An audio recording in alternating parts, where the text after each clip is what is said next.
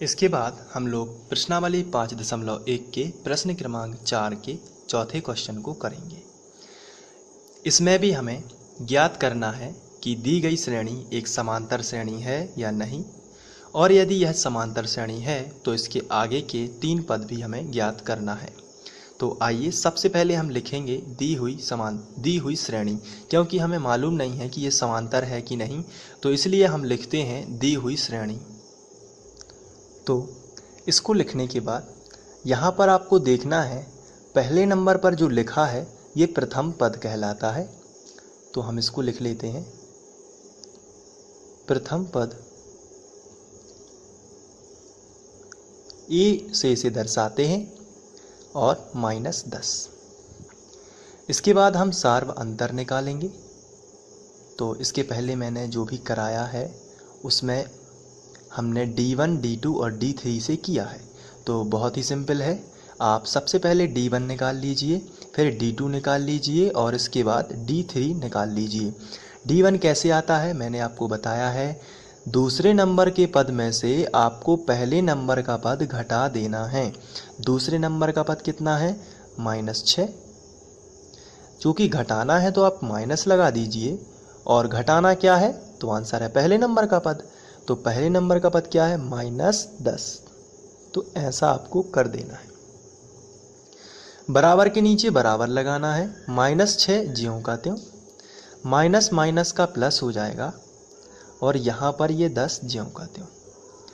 अब प्लस का 10 है और माइनस का 6 है, तो प्लस का 4 बच जाएगा। क्योंकि धन की संख्या बड़ी है इसलिए 4 आपको यहाँ पर लिखना पड़ेगा।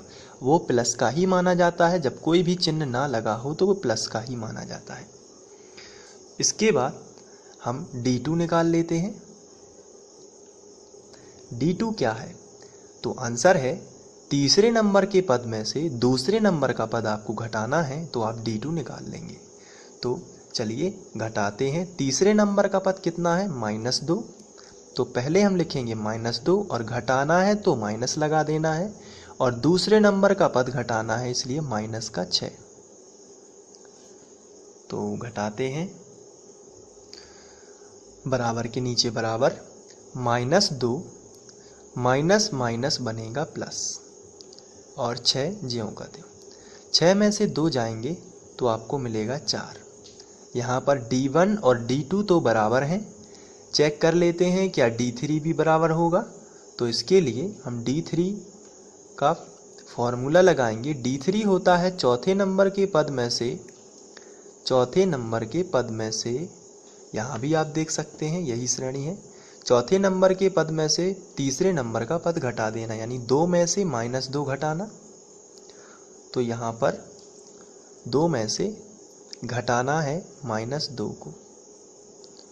बराबर के नीचे बराबर, 2 लिखा है तो 2, माइनस माइनस हो जाएगा प्लस, और यहाँ पर आपको लिख देना है 2। 2 और 2 जोड़ने पर प्राप्त हुआ 4।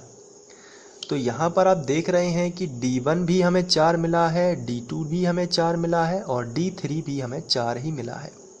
इसका मतलब हमें जो श्रेणी दी गई थी वह एक समांतर श्रेणी थी।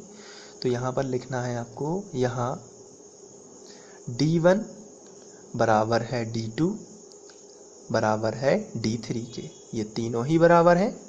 इसलिए दी हुई श्रेणी या दी गई श्रेणी एक समांतर श्रेणी है।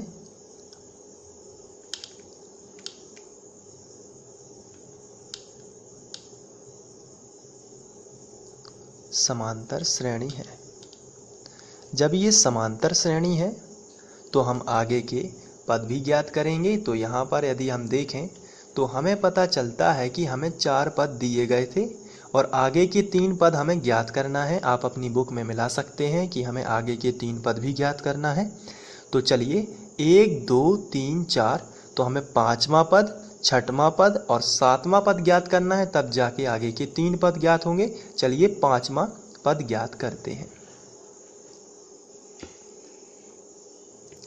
तो हम यहाँ पे लिखेंगे 5वां पद,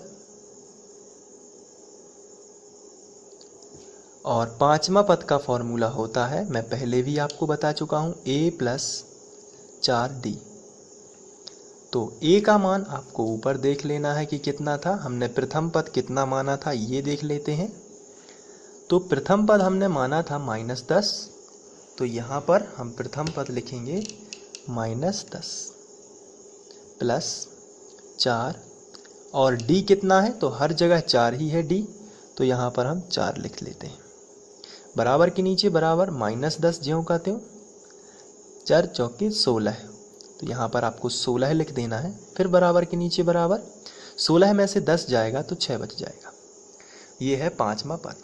अब आपको छठवां पद भी निकाल लेना है, तो यहाँ पर आपको लिखना है छठवां पद। ये होता है a + 5d, बराबर के नीचे बराबर, a का मान यहाँ से देख लेते हैं -10 ही है, प्लस है तो प्लस 5, और d का मान 4 ही है, यहाँ से आप देख सकते हैं 4 ही है। बराबर के नीचे बराबर, -10 ज्यों का त्यों प्लस ज्यों का त्यों, 5 चौके 20, 20 में से 10 जाएगा तो आपके पास बचेगा केवल 10। तो छठवां पद आपको मिला 10। अब हम सातवां पद और निकाल लेते हैं। सातवां पद फॉर्मूला होगा a + 6d, इसको यहाँ पर कर देते हैं। a + 6d है, a का मान यहाँ पर आप रख सकते हैं कितना है, a का मान -10 है प्लस 6, और d का मान 4 है। बराबर के नीचे बराबर, -10, 6 चौके 24, 24 में से 10 जाएंगे तो यहाँ पर 14 बच जाएंगे। तो इस तरीके से